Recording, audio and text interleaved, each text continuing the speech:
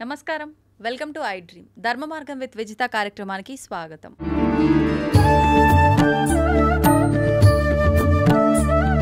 ప్రస్తుతం మనతో పాటు ఉన్నారు సంతోష్ కుమార్ గణపాటి గారు. వారు ప్రవచనకర్త, ఋగ్వేద అధ్యాపకులు, ప్రముఖ ఆధ్యాత్మికవేత్త. ఇప్పుడు వారితో మాట్లాడి మరిన్ని విషయాలు తెలుసుకునే ప్రయత్నం చేద్దాం. నమస్కారం అండి. నమస్కారం అండి. మంగళం మాతో. సాధారణంగా ఆడవారి విషయానికి వస్తే మనం ఆ క్షేత్రాలకు వెళ్ళినప్పుడు చాలామంది 3 కత్తర్లు అని చెప్పి మొక్కుకొని ఇస్తూ ఉంటారు. కొంతమంది ఏకంగా గుండె చేయించుకుంటారు. నిజంగా ఆడవారు గుండు చేయించుకునే విధానం ఉందంటారా? మనకి శాస్త్రం మనం చూసుకుంటే ఆడవారికి గుండు లేదండి. ఇప్పుడు మగవారు నున్నగా గుండు చేయించుకుంటే ఏ ఫలమో, ఆడవారు 3 కత్తెరలు ఇస్తే అదే ఫలం వస్తుంది. రెండూ సమానమే. కానీ కొంతమందికి ఒక నమ్మకం, గుండు చేయించేసుకుంటే అని చెప్పేసి, అలా లేదండి. అది అపనమ్మకం, అది అపార్థం. అది ఆడవారు గుండు చేయించుకోనక్కర్లేదు. మరి ఇప్పుడు సుమంగళి స్త్రీలు ఎప్పుడూ జుట్టుతోనే ఉండాలి. పూర్వ సువాసనీత్వం వచ్చినప్పుడు, అంటే భర్త కాలం చేసినప్పుడు ఆ యొక్క ప్రాయశ్చిత్తం ఉంటుంది తప్ప అంతవరకు మాత్రం గుండు చేయించుకోకూడదు ఆడవారు. కొందరి ఇళ్లల్లో మాత్రం వాళ్ళ నానమ్మ, అమ్మమ్మ వాళ్ళ నుండి వచ్చేస్తుంది గుళ్ళు చేయించుకోవడం, వాళ్ళకి అలవాటు. పెద్ద ఆవిడ చెప్పింది కదా అని వీళ్ళు చేసేసుకుంటారు. కానీ అది చేయకుండా ఉంటే మంచిది. ఆడవారు ఎప్పుడూ కూడా, సుమంగళి స్త్రీలు ఎప్పుడూ మంగళకరంగా ఉండాలి, నిండుగా ఉండాలి. జుట్టు, బొట్టు, పువ్వులు, చీర ఇవన్నీ ఉండాలి. అలా కాకుండా గుండు చేయించేసుకుంటే అది సుమంగళిత్వానికి కొంత మళ్ళీ అదేమన్నా దోషంగా మారుతుందంటారా? మరి అంతే కదండి. మళ్ళీ పూర్తిగా జుట్టు పెరిగి వాళ్ళు పువ్వులు పెట్టుకునేంత వరకు వాళ్ళకి మనం వాయనం ఇవ్వడానికి పనికిరారు. అలాంటివి ఉంటాయన్నమాట అండి. జుట్టు, పువ్వులు, ఇక్కడ కుంకుమ. ఇప్పుడు జుట్టు ఉందనుకోండి, మీరు ఇక్కడ కుంకుమ పెడతారు, గుండు ఉంటే ఏం పెడతారు? కావున అది దోషం అవుతుంది. అంటే అది సౌభాగ్యకరం కాదు కాబట్టి. సౌభాగ్యకరం కాదు, మంగళకరం కాదండి. మరి ఒకవేళ భర్త చనిపోయిన స్త్రీలు చేయించుకోవచ్చు అంటారా? వాళ్ళు చేయించుకోవచ్చు, ఇబ్బంది లేదండి. ఓకే. అంటే వాళ్ళకి వయసుతో సంబంధం ఏం లేదు. ఎవరైనా సరే భర్త లేని చేయించుకుంటే తప్పేం లేదు. ఓకే. అయితే ఇప్పుడు ఎలాగో భగవంతుడి టాపిక్, ఆయనకు సంబంధించిన టాపికే మాట్లాడుతున్నాం కాబట్టి నాకు ఒక చిన్న డౌట్. మామూలుగా మనం ఆలయాల్లోకి, క్షేత్రాల్లోకి వెళ్ళినప్పుడు భగవంతుడి దృష్టిలో అందరు సమానమే అంటారు. కానీ ఆలయాలకు, క్షేత్రాలకు వెళ్ళినప్పుడు ఒక్కొక్కరిని ఒక్కొక్క రకంగా వాళ్ళ హోదాని బట్టి చూస్తుంటారు. ఏమంటారు, ఇది 500 దర్శనం అని చెప్పి, ఇది ఈ దర్శనం అని చెప్పి అలా పెట్టారు. అంటే దానికి తగ్గట్టుగా స్తోమత ఉన్నవాళ్ళు మాత్రమే వెళ్ళాలని అది అక్కడ అర్థం. నిజంగా ఇంత తేడాలు ఉంటాయండి భగవంతుని దగ్గర కూడా? ఇది కరెక్టే అంటారా? నిజానికి భగవంతుడు మాత్రం ఆయన యందు ఎవరికి ఎక్కువగా భక్తి ఉంటే ఆయనకే ఉన్నతాసనం వేస్తాడు. మీకు భాగవతంలో చూస్తే కృష్ణ పరమాత్మ, కుచేలుడు, వీళ్ళిద్దరి మధ్య ఉండే సంబంధం మనకు అర్థమవుతుంది. కుచేలుడు అంటే ఆయన దరిద్రుడు అని అర్థం. అంటే కట్టుకోవడానికి సరైన బట్ట కూడా లేదు, చిరిగిన బట్టలు, మాసిన బట్టలు కట్టుకున్నవాడు ఆయన. అలాంటి కుచేలుడు చిన్నప్పుడు, చిన్న వయస్సులో, అంటే ఇద్దరు కలిసి చదువుకున్నారు.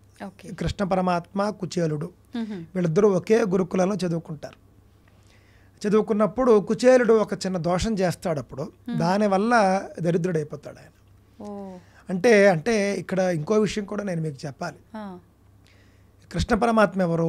ఒక గొప్ప సామ్రాజ్యానికి ఆయన చక్రవర్తి లేదా కాబోయే చక్రవర్తి. అంటే ఆయనకి సింహాసనంలో ఆయన కూర్చోకపోయినా ఆయనదే అంత.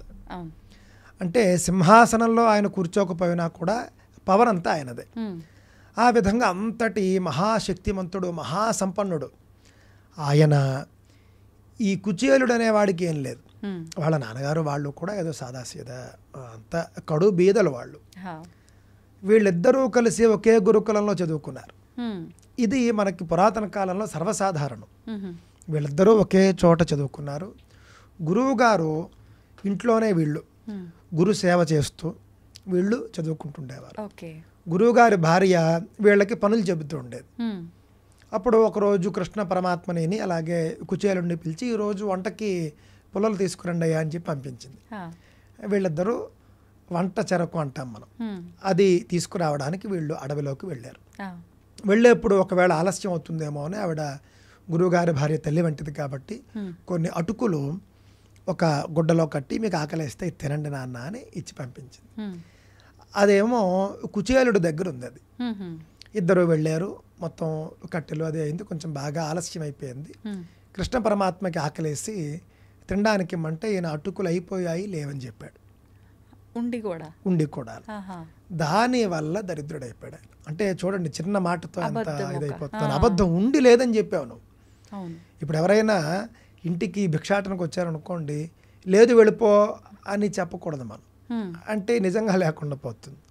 అలా కాకుండా చేతిలో ఏదో ఒక ఇది అనుకోండి, చేయి ఖాళీ లేదని చెప్పచ్చు, తప్పేముంది. ఇప్పుడు వచ్చిన వాళ్ళల్లో జెన్యూన్ వాళ్ళకి అవసరం ఉందనుకోండి, నిజంగా కష్టపడుతున్న వాళ్ళైతే మనం వాళ్ళకి ఉన్న పనినైనా ఆపుకుని మనం దానం చేయాలి, పదో పరకో మనం దానం చేయాలి. ఈ మధ్యకాలంలో కొంచెం అలాంటి వాళ్ళు తక్కువగా ఉన్నారు. అన్నీ ఉండి కూడా ఇది ఒక వృత్తిగా చేసుకుని వచ్చేవాళ్ళు ఉన్నారు కొంతమంది. అలాంటి వాళ్ళు వచ్చినప్పుడు మనం ఏం లేదు అని చెప్పకుండా, చిల్లర లేదు అని కూడా చెప్పకుండా, చెయ్యి ఖాళీ లేదు అంటే చేతిలో ఏదైనా ఒక వస్తువుని పెట్టుకుని చెయ్యి ఖాళీ లేదు అని చెప్పడం మంచిదండి. చేతిలో ఏదైనా పెట్టుకుని చెయ్యి ఖాళీ లేదు అని చెప్పడం ద్వారా మనం కొంచెం అనర్హులకి మనం దానం చేయకుండా మనం తప్పించుకోవచ్చు. అపాత్ర దానం కూడా పనికిరాదు కాబట్టి. ఇంకా సరే, ఇప్పుడు విషయానికి వచ్చేస్తే, నాటి రోజుల్లో కృష్ణ పరమాత్మ కుచేలుడు వాళ్ళిద్దరూ కూడా కలిసి చదువుకున్నారు. ఆ విధంగా ఆయన లేదని చెప్పడం, దరిద్రుడైపోవడం, ఇదంతా కూడా మనకి జరిగింది. మళ్ళీ సంవత్సరాలు గిర్రున తిరిగాయి. ఇద్దరు కూడా గురుకులాల్లో చదివేసుకున్నారు, బయటకు వచ్చేసారు, ఎవరి పదవుల్లోకి వాళ్ళు వెళ్ళిపోయారు. ఆయన మహాశక్తిశాలి, ఆయన ఒక రాజ్యాల్లో పవర్ఫుల్ పర్సన్గా ఉన్నారు కృష్ణ పరమాత్మ. కుచేలుడు ఆయన యొక్క పేద జీవనం ఆయన జీవిస్తూ ఉన్నాడు. చాలా సంవత్సరాలు గడిచిపోయాయి. ఈయన చాలా బిజీగా ఉన్నాడు. ఈయన మీకు తెలియదు ఏముంది, రాక్షసుల్ని చంపడం, పాండవులను ఉద్ధరించడం, ఇదంతా కూడా ఈయన పని. ఈ సందర్భంలో ఒకరోజు కుచేలుడు ఈయన దర్శనానికి వచ్చాడు, కృష్ణ దర్శనం కోసం వచ్చాడు.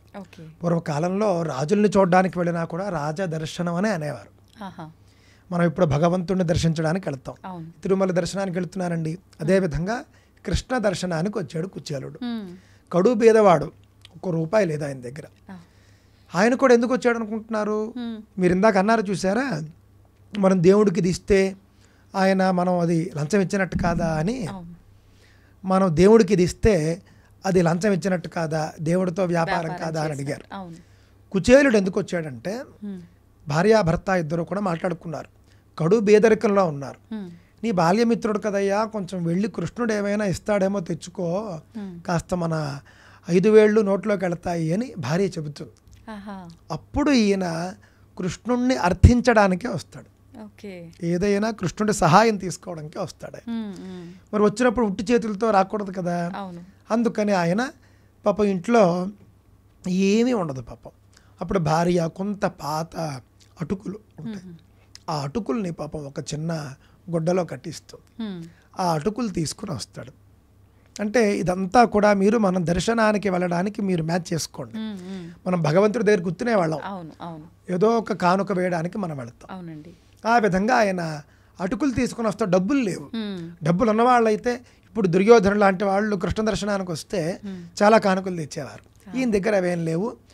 పాడుబడిపోయినటువంటి పాత అటుకులు ఉంటే తీసుకుని వచ్చాడు ఈయన. ఈయన బయట ఉన్నాడు.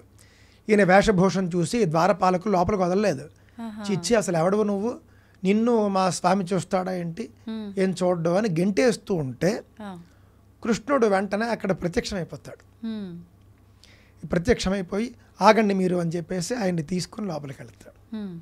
అంటే ఆయన మరి డబ్బులు లేవు, డబ్బులు తేలేదు, ఏమీ లేదు. ఎందుకు ఆయన వచ్చాడు అని అంటే భక్తి. అంటే కృష్ణుడు ఆయన నాకేదో ఉపకారం చేస్తాడు, సహాయం చేస్తాడు అన్న నమ్మకంతో అంత దూరం నుండి వచ్చాడు. ఆయన ఉట్టి చేతులతో రాలేదు. కాస్తో కూస్తో ఆయన శక్తిలో ఇంతే అటుకులైనా కోటీశ్వరుడు 100 కోట్లు ఇచ్చినట్టు లెక్క. అంబానీ తిరుమల వెంకటేశ్వర స్వామికి 500 కోట్లు విరాళం ఇచ్చిన, ఏమీ లేనివాడు 5 రూపాయలు ఇచ్చిన, అది కూడా లేనివాడు 5 బియ్యపు గింజలు ఇచ్చినా కూడా ఒకటే. నీ శక్తిలో నువ్వు ఎంత పర్సంటేజ్ ఇచ్చావు అనేది ఇంపార్టెంట్. ఆ విధంగా ఆయన అటుకులు తీసుకుని వచ్చాడు. ఈయన ద్వారం వద్దకు వచ్చి తీసుకుని లోపలికి వెళ్ళాడు. నా కోసమే వచ్చావు కదయ్యా అని చెప్పేసి లోపలికి వెళ్ళిన తర్వాత సహజంగా ఈయన కృష్ణుడిని పూజించాలి.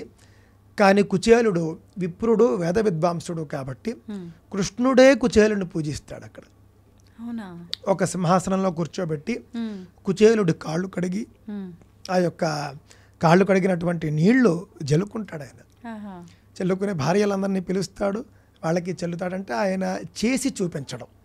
అంటే ఈయన చిన్నవాడు ఆయన పెద్దవాడని కాదండి, అక్కడ ఆయన చేస్తే జనం చేస్తారు. యద్యదాచరతి శ్రేష్ఠ, కృష్ణుడు చేస్తే ఆయన చేసింది చూసి అందరూ చేస్తారు అనే ఉద్దేశంతో ఆయన చేసి చూపించాడు, ఒక సందేశం ఇచ్చాడు. ఆయన చక్కగా కాళ్ళు కడిగాడు. కాళ్ళు కడిగి ఆ నీళ్లు భార్యలతో సహా చెల్లుకున్నాడు. చెల్లుకున్న తర్వాత ఏమిటయ్యా వచ్చిన కారణం ఏమిటి అని అనడానికంటే ముందు, నా దగ్గరకు నువ్వు ఉట్టి చేతులతో రావే, ఏదో తీసుకొచ్చే ఉంటావు, ఏం తెచ్చావు అంటాడు ఆయన. పాపం తేవడానికి సిగ్గుపడతాడు, చెప్పడానికి సిగ్గుపడతాడు, తీయడానికి. ఎందుకు అనంటే ఆ మొత్తం రాజ్యం చూస్తే వైభవోపేతమైనటువంటి రాజ్యం, బంగారు సింహాసనం మీద కూర్చోబెట్టాడు. భార్యలు చూస్తే ఫుల్గా పూర్తిగా గొప్ప గొప్ప నగలు ధరించి మహాలక్ష్మి స్వరూపాలందరూ కూడాను.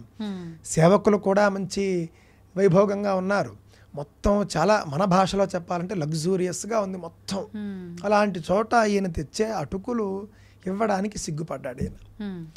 సిగ్గుపడి అసలు తీయను నేనేం తేలేదు అని పాపం ఈయన ఏదో అంటాడనమాట. వద్దు కృష్ణ అంటే, నువ్వేం తెచ్చావో నాకు తెలుసులే అని ఈయనే స్వతంత్రంగా ఆ అటుకులు తీసుకుంటాడు.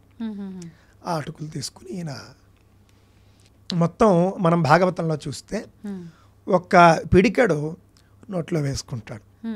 నోట్లో వేసుకున్న వెంటనే అక్కడ కుచేలుడు ఇంటి వద్ద ఆ చిన్న పాక మాయమైపోయి ఒక మంచి భవనం వచ్చేస్తుంది. ఈయన అటుకులు నోట్లో వేసుకున్న వెంటనే, రెండోసారి అటుకులు నోట్లో వేసుకున్న వెంటనే భార్య ఒంటి నిండా నగలు, పట్టు చీరలు, సేవకులు అందరూ వచ్చేస్తారు. మూడోసారి అటుకులు నోట్లో వేసుకుంటూ ఉండగా రుక్మిణీదేవి వచ్చి అడ్డగిస్తుంది. చాలు కృష్ణ, నువ్వు వాళ్ళకి ఇచ్చింది చాలు, నువ్వు మూడోసారి కూడా నువ్వు అటుకులు వేసుకుంటే నువ్వు నేను మనమంతా కూడా ఇక్కడి నుంచి వెళ్ళిపోయి ఆయనకి సేవలు చేయాలి అని చెప్పేసి ఆవిడ ఆపేస్తుంది. అంటే అంతటి వైభవాన్ని అప్పటికే ఇచ్చేసావు నువ్వు, చాలు ఇంకా అని. ఆ విధంగా ఈ మాట నేను ఎందుకు చెప్తున్నానంటేనండి, ఆయన తెచ్చిన మామూలు అటుకులు, ఆయన వచ్చిన విషయాన్ని నేనే తెలుసుకుని వెళ్ళి ఆయన్ని పిలుచుకుని వచ్చి అటుకులు తిని ఆయనకి వరాలు ఇచ్చాడు. ఇక్కడ మనకేమర్థమవుతున్నదంటే భగవంతుడికి భేదాలు ఉండవు. ఈ భగవంతుడు చుట్టూ చేరినటువంటి ఆ యొక్క కోటరీ అంటారు కదా, వాళ్ళు చేసే పనులు ఇది.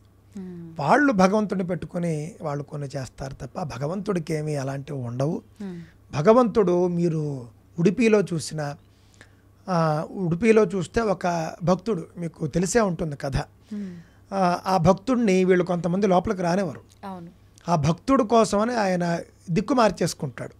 అందుకే ఆయన పశ్చిమ ముఖంగా ఉంటాడు అని ప్రతీతి. ఆ విధంగా మనం చూస్తే కనుక భగవంతుడు ఎప్పుడు భక్తిని చూస్తాడు. మీకు ఎంత భక్తి ఉంటే అంతగా అనుగ్రహిస్తాడు ఆయన. మీరు లోపలికి వెళ్ళి దర్శించుకొని రావడాలు అవన్నీ వీళ్ళు చేసేవి. కావున దానికి దీనికి సంబంధం ఏం లేదు. గుడి కట్టుకున్నది మనం, దర్శనాలు పెట్టుకున్నది మనం, టికెట్లు పెట్టుకున్నది మనం, డబ్బులు తీసుకుంటున్నది మనం. అంతేకాని ఇందులో భగవంతుడికి ఎలాంటి సంబంధం ఉండదు. ఆయన భక్తుల్ని ఏ విధంగా అనుగ్రహించాలో ఆ విధంగా అనుగ్రహిస్తాడు. అక్కడ నేరుగా లోపలికి తీసుకెళ్లి దర్శనం చేయిస్తేనే అనుగ్రహం అని కూడా కాదు, అది కూడా అవుతుంది. మంచి భక్తి, తీవ్రమైనటువంటి భక్తి ఉంటే కనుక వాళ్ళకి తగినటువంటి దర్శనం కూడా లభిస్తుంది. అందులో ఎలాంటి సందేహం లేదు. మరి వీటిని మార్చేది ఎవరండి? మరి భగవంతుడు మార్చాలి కదా అంటే కనుక ఇలాంటి మార్పులు మనం కోరుకుంటే భగవంతుడు చేస్తాడు. మనం నిర్మించుకున్నటువంటి గుళ్ళలో స్వామి ఈ విధమైనటువంటి హెచ్చుతగ్గులు బాగోలేదు, నువ్వు దీన్ని జస్టిఫై చేయి కొంచెం నువ్వు అని మనం కోరుకుంటే ఆయన చేస్తాడు. కానీ ఇప్పుడు చాలామంది అనుకుంటుంటారు కదండి, ఇప్పుడు ఆలయంలోకి వెళ్ళేటప్పుడు నానా ఇబ్బందులు పడి డబ్బులు పెట్టలేక ఫ్రీ దాంట్లో క్యూ లైన్లలో వెళ్ళి చాలా వరకు ఇబ్బందులు పడ్డ వాళ్ళు ఖచ్చితంగా ముందు భగవంతుని దగ్గరికి వెళ్ళగానే వాళ్ళ కోరిక ఏముంటుందో కానీ, స్వామి అందరము మనుషులమే కానీ వాళ్ళకి ఆ రకంగా మాకు ఈ రకంగా అని కోరుకునే వాళ్ళు కూడా ఉంటారు కదా. ఉంటారు. అలా గట్టిగా కోరుకుంటే ఏదైనా కూడా జరుగుతుంది. నేటి రోజుల్లో కూడా ప్రజాస్వామ్య దేశంలో కూడా సంఘం ఎక్కువ ఏది కోరుకుంటే అవే చేస్తారు నిర్ణయాలు. బాగా గట్టి ఉవ్వెత్తున ఒక ఉద్యమం వచ్చిందనుకోండి, గవర్నమెంట్ పాలసీ మార్చేస్తుంది. అదేవిధంగా మనము భగవంతుడిని కోరుకుంటే ఆయనే ఆ పని చేస్తాడు. కావున మనం భగవంతుడిని కోరుకోవాలి. ఇప్పుడు మహా పెద్ద పెద్ద విషయాలు కూడా రావణ సంహారం అని ఉంది. అవును. రావణాసురుణ్ణి సంహరించాలి అనేది ఆయనకి తెలియదా? కానీ వచ్చి ఎవరైనా ప్రార్థించాలి. బ్రహ్మాది దేవతలు వెళ్ళి ప్రార్థించారు. అప్పుడు ఆయన రాముడుగా అవతరించి రావణ సంహారం చేశాడు. కావున ఏదైనా మనం కోరితే జరుగుతుంది అనే విషయాన్ని మనం దృష్టిలో పెట్టుకోవాలి. ఆయన సిద్ధంగా ఉంటాడు చేయడానికి, అడిగితే చేస్తాడు అనేది నా యొక్క అభిప్రాయం.